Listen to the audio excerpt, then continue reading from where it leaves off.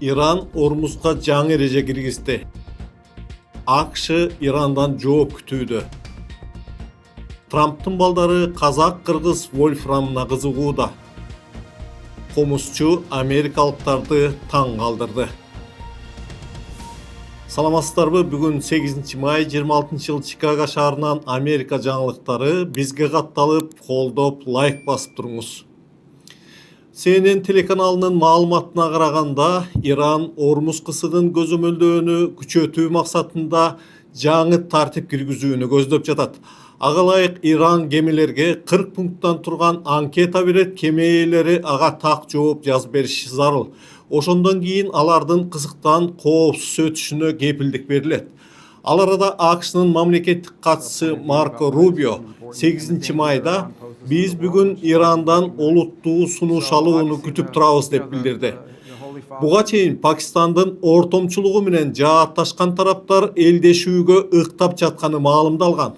АКШ берген бир беттен турган келишимге ылайык тараптар Ормуз кысыгын ачып, өз кезегинде АКШ санкцияларды акырындап жумшартып, Ирандын тоңдурулган миллиарддаган доллар каражаттарын кайтармакчы.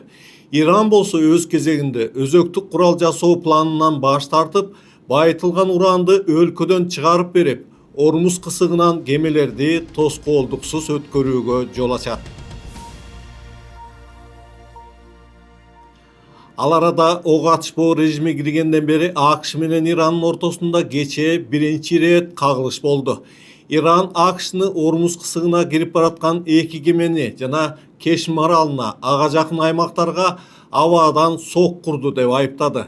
Вашингтон болсо Иран бизге кол салгандан кийин гана жооп кайтардык деп жатат. АКШнын башкы командачылыгынын айтымында Иран ракета, дрон жана катерлерди колдонуп, АКШнын 3 кемесине кол салууга аракет жасады. Жооп катары Кошмо Штаттары Ирандын ракета жана дрон базаларына сок курду. Буга чейин Трамп Иран өзөктүк курал жасоого макул болду. Алардын башка жолу жок. Алар муну жакшы билишет. Кол коюшабы көрөбүз деген эле. Макулдашуу качан болот деген суроого болбой да калышы мүмкүн. Бирок каалаган күнү болуп да калышы ыктымал.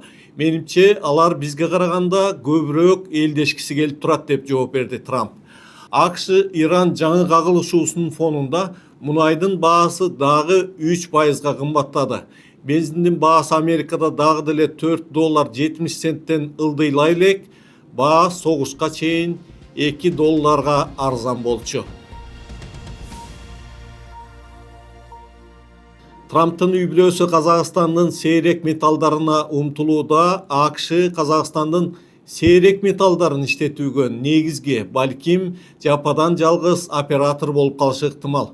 Бул тууралуу Financial Times жазды. Маалыматка ылайык Казакстандагы вольфрам казуу боюнча ири долбоордун артында Трамптын 2 баласынын изи табылды.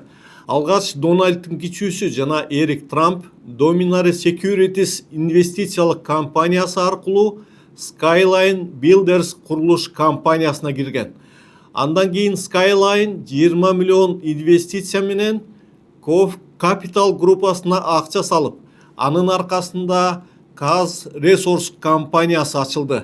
Бул компания Казакстандагы эң ири, азырынча иштетиле элек вольфрам кенин казууну пландап жатат. Kaz Resource компаниясы америкалык рынокко стратегиялык чийки зат сатмакчы. Бул долбоорду катардагы долбоор дей албайсың, анткени Кытай өзүнүн чийки затын Кошмо Штаттарга берүүнү чектегенден кийин президент Трамп өлкө үчүн өтө маанилүү чийки зат үчүн каяка болсо да барууга даяр экенин айткан. Ошондон улам Кошмо Штаттарынын өкмөтү вольфрамды стратегиялык маанилүү ресурс катары таанып, ага $1,6 миллиард бөлгөн. Kaz Resource компаниясы АКШ менен Казакстандын жаңы кызматташуусунун символу болуп калмакчы. Келечекте АКШнын NASDAQ фирмасына чыгууну пландап жатат. Kaz Resource расмий билдирүүсүндө компания Казакстан менен АКШнын ортосунда минералдык көпүрө курууну максат кылганын ырастады. Skyline вольфрам казуудан тышкары литийден рубийге чейинки сейрек элементтерди океандын аркы жээгине жеткирүүгө умтулат. Баалуу металлдар жаатындагы бул ири долбоорго Казакстанда 15 лицензиясы бар ири Kas Critical Minerals компаниясы да кирмекчи. Анын аркасы менен Taugen Samruk Togen компаниясынын Түндүк Катпар туунду фирмасынын 70% сатылып алынды. Компания Караганда облусундагы 2 кенге Түндүк Катпар жана жогорку кайракка ээлик кылат. Бул жер дүйнөдөгү эң ири вольфрам кендеринин бири болуп саналат. Ал жерде 410 000 тоннадан ашуун вольфрам бар. Долбоордун инвестициялык баасы 1,1 миллиард доллар деп бааланууда. Дүйнөлүк банктын аналитикасына ылайык Казакстанда жалпы наркы 46 триллион доллардан ашкан 5000ден ашуун вольфрам кендери бар. Эксперттер Трамптын Борбор Азиядагы баалуу кендер жаатындагы кийинки максаты Казакстандан кийин Кыргызстан болушу мүмкүн деп болжолдоп жатат деп жазды Financial Times жакында.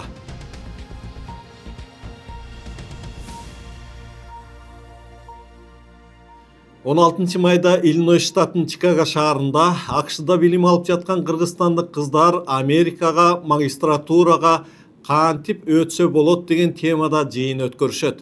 Анда өздөрү азыр магистратурада окуп жаткан Дилноза Алымова, Мерим Камчыбекова, Айдана Топчубаева, Дария Талайбек кызы жана Мерим Бапиева Гарвард, Иллинойс Урбан, Рузвельт, Депаул жана Түндүк Парк университеттерине кантип өтүп, кандай окуп жатышканын айтып беришет. Эгер сиз дагы магистратурада окууну көптөн бери ойлоп, кыялданып жүрсөңүз, же кайсы университетте жана кандай кесипти тандоодон кыйналып турсаңыз, реалдуу окуяларды жана ыкмаларды уккуңуз келсе, же жөн гана жакшы адамдар менен таанышкыңыз келсе, анда бул конференцияга катышканыңыз оң. Бул иш-чаранын эң негизги максаты бул көптөн бери магистратурага катышып мотивация алгыңыз келсе, admission процессте кайсыл жерлерине маани бериш керек жана network үчүн биз топтоп жатабыз. Келип катышып биз менен бул убакытты өткөрүңүз. Көрүшкөнчө. Эми маданий жаңылыктардан Нью-Йорктогу бир кафеде кыргыз комузунда кол ойноткон жигит америкалыктарды таң калтырды. Жыргалбек Өмүргазы күү атасы Ниязалы Борошуулунун кара өзгөй күүсүн өтө чебердик менен аткарган. Бул видео АКШдагы социалдык тармактарда жана группаларда активдүү тарап талкууланып жатат.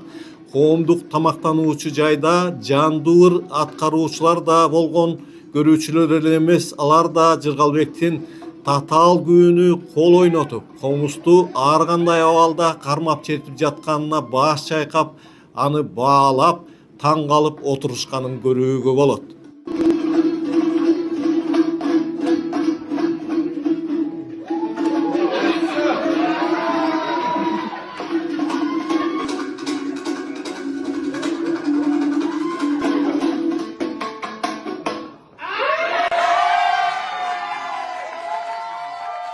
Бул окуя кыргыз эл аспаптары эле эмес, кыргыз маданияты жана тарыхы канчалык бай жана баалуу экенин көргөзгөн чакан бир мисал болуп калды.